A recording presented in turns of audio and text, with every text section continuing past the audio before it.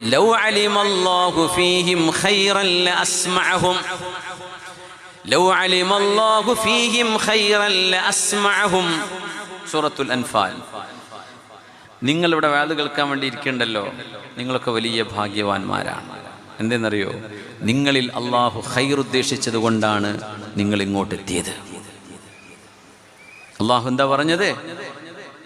അള്ളാഹു അവരിൽ എന്തെങ്കിലും ഖൈറുണ്ട് എന്ന് അള്ളാഹു അറിഞ്ഞിരുന്നുവെങ്കിൽ ലഅസ്മഅഹും, നന്മ കേൾക്കാനുള്ള, സത്യം കേൾക്കാനുള്ള, ഈമാനും ഖുർആനും ഹദീസും അറിയാനും കേൾക്കാനുമുള്ള അവസരം അള്ളാഹു അവർക്ക് നൽകിയേനെ. ഖൈറില്ല, അവർ കേൾക്കാൻ അവസരം ഉണ്ടാവില്ല.